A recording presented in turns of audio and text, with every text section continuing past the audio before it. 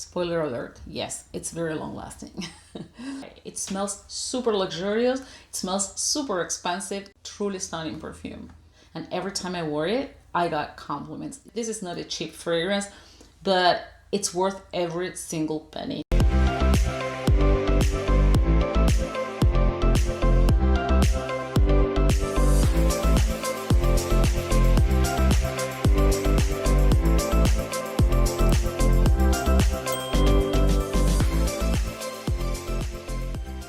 Hi guys, welcome to my channel. My name is Giselle, I review perfumes. Welcome and welcome back. I know it's been a minute, I've been on vacation, I just came back.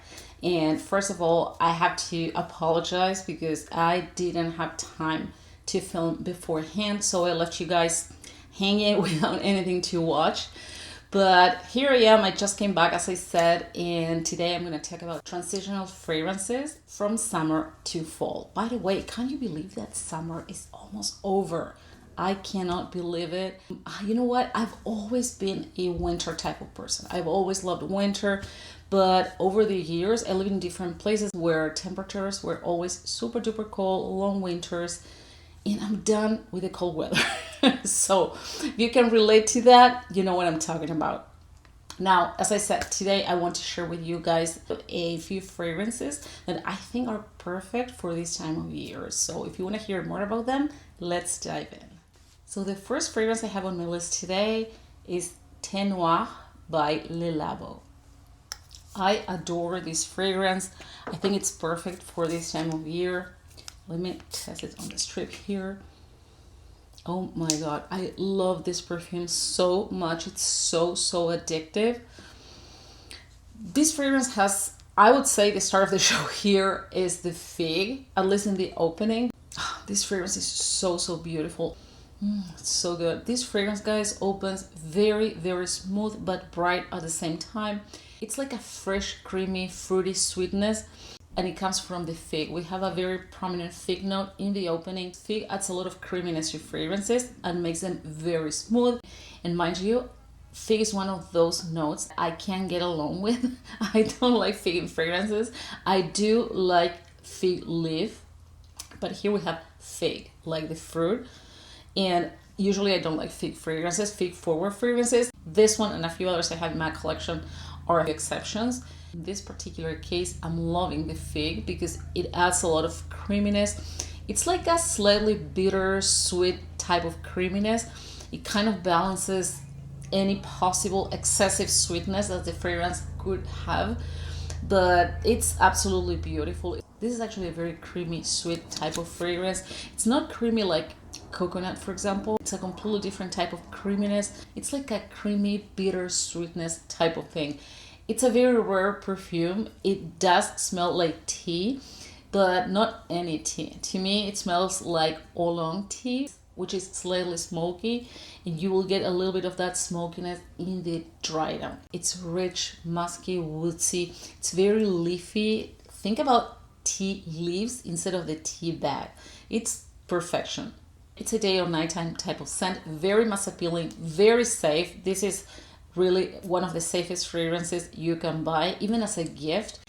Although this is not like a traditional scent, if you want to buy this as a gift for someone who enjoys clean, unisex scents, this one makes for the perfect gift.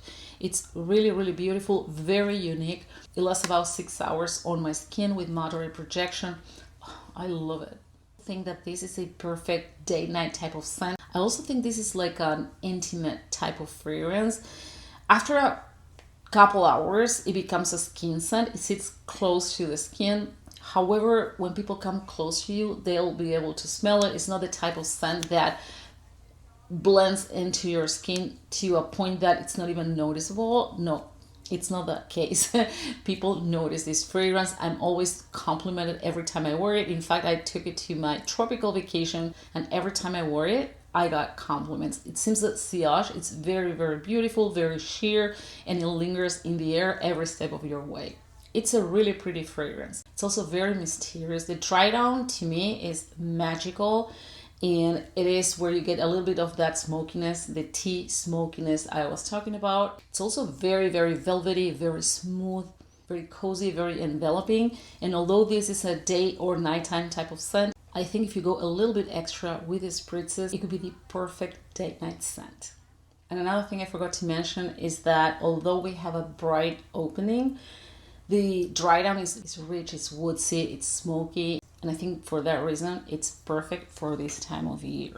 It's an excellent transitional fragrance. So if you haven't yet, I highly encourage you to try Thé Noir by Labo. The next fragrance I want to share with you today is Parisian Musk by Matière Première. Actually, I have a miniature here. I haven't bought a full bottle just yet, but it's a very beautiful scent. Perfect for this time of year. That's why I made it to this list. Let me spray it here. Wow, this fragrance is so stunning. It's also so unique.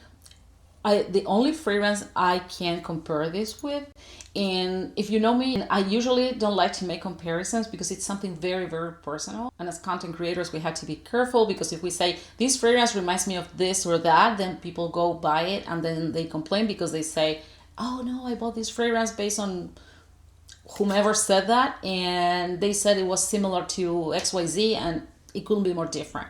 So this is very personal. However, I always like to give you some sort of guidance or point of reference. In this perfume, let me tell you, it reminds me a lot of 𝙑𝗏𝗔𝗡𝗏 by 𝙑𝗏𝗏𝗏. They are incredibly similar. They have subtle differences, but that one is the only fragrance I can compare this with because it's very unique. It's kind of vegetal. It's slightly green. It's very beautiful. It's clean. It's milky. It has a very subtle musky sweetness that makes this fragrance very unique and very cozy. So yeah, it definitely reminds me of 𝙑𝗏𝗏𝗏𝗏. So if you like 𝙑𝗏𝗏𝗏𝗏𝗏, you will definitely love Parisian Musk. As I said, there are subtle differences, but they are quite similar, and I would put them in the same category. Both fragrances are very clean. Both are woodsy. I think 𝙑𝗏𝗏𝗏𝗏𝗏 is more leafy, while this one is creamier and a little bit more musky. However, both share the beautiful fig leaf note that I was talking about previously. This fragrance, like all 𝙑𝗏𝗏𝗏𝗏𝗏 fragrances, embodies quiet luxury at its best. This, guys, is understated elegance and sophistication in a bottle. You know that I always like to provide some sort of context and imagery because I know that sometimes it's kind of difficult to figure how a fragrance smells through a screen, right? So I would say if pictures had a scent, I'll say that Parisian Musk, to me, smells like being cozy at home next to your fireplace, drinking a cup of tea in a rainy afternoon. That's how this fragrance smells to me. Very beautiful, super cozy, super inviting, very intimate. It's very long lasting, which I'm not surprised about because it has ambroxan and ambroxanite, which are used in perfumery as fixatives, which helps with lasting power and projection. So this fragrance is very long lasting. I get around 8 to 10 hours on my skin with above average projection in the first couple hours. I'll say projection is about 2 arm lengths, and even after those couple hours, when the fragrance sits closer to the skin, it'll continue projecting for the entire lifetime it remains on your skin. So it's a really good performer and an amazing scent. So if you haven't yet, please give it a try. Parisian Musk by Atelier Materie. So the next transitional fragrance I have on my list today is Royal Earth by the Harmonist. I love everything from this house. Their fragrances are incredible fragrances and super long lasting. Spoiler alert, yes, it's very long lasting. This is the queen when it comes to iris. I absolutely love iris and orris. This is one of the best iris fragrances I've ever tried. It's absolutely stunning. It's very creamy, slightly lipsticky. It smells very luxurious. I always say this is the queen when it comes to iris. It smells very luxurious. Although this is a floral fragrance, I recommended this perfume to people who are not into florals and they fell so hard for it that they purchase a full bottle. This perfume is different from your typical floral scent, even different from the typical iris forward fragrances.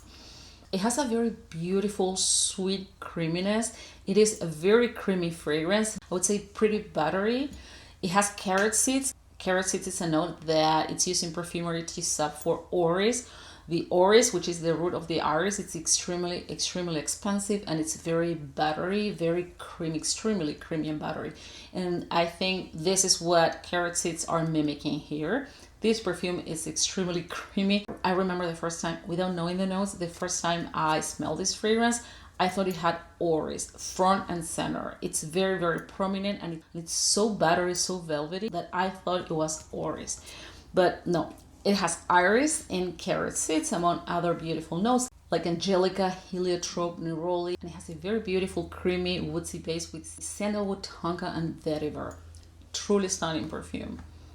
By the way, I heard it's been discontinued. If you like this type of scent profile, if you like oris, if you like iris, I highly encourage you to try it. And if you find a bottle online for a good price, snag yours before it's gone. Because you know how it rolls. Once fragrances are discontinued, prices go up and sometimes are really crazy. And in this particular case, the fragrance is so beautiful if you happen to like this type of scent profile, that I would hate for that to happen. So I hope the rumors aren't true, but just in case, if you get a chance, get yours. And circling back to what I just said, that I have recommended this fragrance to people who are not into florals and they loved it. I think what makes this fragrance stand out and completely detached from the typical floral fragrance is the creaminess, because the creaminess here comes more from the sandalwood and the 𝗧𝗧𝗏 rather than from indolic flowers. And when many people say they hate florals, in my experience, the type of florals they are referring to are the typical indolic, headache-inducing, sometimes very heady type of fragrances, and those that are more aldehydic. This detaches completely from that. It's very woodsy, especially in the dry down. I think it's a masterpiece in its own right, and if you get a chance, please at least give it a try. It's definitely worth trying. And this was Royal Earth by the Harmonist. The next transitional fragrance I want to share with you is 𝗬𝗪 by Mind Games. This is a powerhouse. This is a powerhouse, and I'm not even exaggerating. So this is one of the most elegant, grown-up, fruity fragrances you can find on the market. It's very bright, very juicy, very fruity, but this is not the type of fruity fragrance we are used to. The market is constantly being bombarded by those new releases that oftentimes are either gourmand or fruity. And in the fruity category in particular, to me, the wow factor is lacking. I love fruity fragrances when they are well done. And every time there's a new fruity release, I always want to try it. But unfortunately, for the most part, most fruity fragrances I have smelled in the last year or so lack the wow factor. They lack depth, they lack presence, and many of them smell very juvenile, almost borderline body mist. Nothing wrong with body mist. I have a lot of body mist at home, but when I want a body mist, I go for body mist. When I want a perfume, a fruity perfume, I want my fruity perfume to capture and represent what I paid for. I can tell you without a shadow of a doubt that I found those key factors in this fragrance. It's absolutely stunning. What I like about 𝗬𝗪 is that, yes, it's sweet, but it has a very present tartness, which is not for everyone. Some people don't like tart fragrances. Don't get me wrong, this is not tart. I think the tartness here is very important. Otherwise, it could be a cloying scent. And what the tartness does is balance that possibly excessive sweetness. Together with this tartness, I also picked something syrupy, and I think this is coming from the pomegranate note, which is in the top notes. This is by no means a traditional fruity fragrance. As I was saying, this is very unique. It also has patchouli and it has leather, a very unique combination that we typically don't see in fruity fragrances. You have to enjoy fruity fragrances first and foremost. If you don't like fruity fragrances, don't even try this one. However, if you do like fruity perfumes with a twist, a fruity fragrance that doesn't smell like anything else on the market, I think 𝗬𝗪 is a must try. It smells super luxurious. It smells super expensive. This is not a cheap fragrance, but it's worth every single penny. It's incredibly strong and long lasting. I get at least 10 hours on my skin, and that's not even overspraying. Definitely has above average projection. It's very complex with lots of facets. I think this is a masterpiece. I highly encourage you to try 𝗬𝗪 by Mind Games. The next transitional fragrance I have on my list today is Golden Power by the House of Oud. Unfortunately, I don't have a full bottle just yet, but I'm gonna buy it for sure because I absolutely love it. It's so good. It's so good. This is a sweet, spicy, woodsy scent, very rich, very intoxicating. It has a very prominent cinnamon note. Now the cinnamon here is not done in a gourmand way. It doesn't smell like cinnamon rolls, but it does have that sweet spiciness that makes the fragrance incredibly addictive and intoxicating, as I was saying. It's a very, very beautiful scent. I think this is a feminine fragrance. It could be unisex, but it's definitely feminine leaning. The cinnamon here reminds me a lot of the cinnamon note in Bouquet Ideal by 𝗧𝗏. I think these two fragrances share that very prominent cinnamon note in the opening that makes both of them very sensual, very deep, and very luscious. So the opening, it's kind of sweet, spicy. Then we have a lot of woodsy notes in the heart, including sandalwood and cedar. Then we have a magical dry down, which is my favorite part. We have musk, vanilla, coumarin. Coumarin is usually sweet, it's slightly smoky, slightly spicy, slightly warm, cozy. Coumarin kind of complements the cinnamon note. To me, they are kind of sister notes. It's a really, really delicious fragrance. Hardly ever see anyone talking about this perfume. I don't know why it's so underrated. I think it smells much better than most of the hyped ones from this house. I mean, the House of Oud has incredible perfumes. I haven't tried one that I don't like, but I have to tell you, Golden Power to me is my number one. And compared to the most hyped ones that are getting all the love, this one is no less, for sure. I think, as I was saying, it smells even better. It's a nighttime type of scent, and during the winter, I already went through another full sample last year, and it smells divine. During the winter, especially cold winter nights, this perfume smells absolutely incredible. It lasts about 8 to 10 hours on my skin with a moderate projection and a very, very beautiful and spicy sweet sillage. And the last one for today, now that the sun is almost gone, I'm sorry for the lighting. I hope it doesn't bother you. You will see a change in the lighting, but it's because I'm filming with natural light and a ring light in front of me, but the natural light is not cooperating right now. So anyway, moving forward, the last one for today is Brume du Matin by Fragrance du Bois. I think this one is one of my top 3 from the house. It's probably the most underrated fragrance from Fragrance du Bois. Again, it's one of those fragrances that I hardly ever see anyone talking about. It doesn't get the love it deserves, but let me tell you, this is my second bottle and I've recommended this perfume to so many people. I don't know one that didn't like it. And I know that for a fact because people get back to me through Instagram. By the way, if you don't follow me on Instagram, I would love to have you as a follower. You can find me at GB_fragrances. And I also share fragrance related content, but it's not a copy paste of what you see here on YouTube. So I would love to see you there as well. But as I was saying, I get a lot of DMs through Instagram and also email. And when people ask me for recommendations based on their lifestyle and the type of fragrances they tend to gravitate towards, I make recommendations. And this is one of those fragrances that I have recommended back to back. Every single person reported back and they said they absolutely love it. Love it. And it's a very unique fragrance as well. It's citrusy, it's fresh. It has a beautiful fruity floral core with peach, plum, peony, jasmine, and it dries down and settles into a very beautiful woodsy musky base. I love it. It's incredibly long lasting. You will never imagine how long this fragrance lasts when you smell it. When you smell it, you might think this fragrance won't get past 2 hours. Wrong. I get around 8 hours on my skin without overspraying. Although I love to overspray this fragrance because it's very soft, it's very sheer, it's very translucent. It's completely unisex, completely inoffensive. No matter how much you overspray, you will never bother anyone. It's very, very soft. However, it has a very beautiful presence. People notice it. It's not that it's soft and you will go unnoticed. It's not like that. This fragrance gets attention. However, it's not loud. Actually, I would put this fragrance in the quiet luxury category because it smells very expensive, very sophisticated, very chic, effortless chic. but it's quiet, it's soft. So this is quiet luxury at its best. It's very calming, very fresh, very dewy. I always say, this is not the first time I review this fragrance, and every time I say and I stick to the same because this is how it feels to me.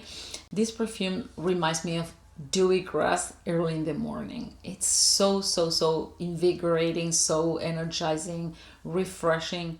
This summer I pick more of the fruity notes, while in winter or in colder weather it becomes more crystalline, more glassy, crispier.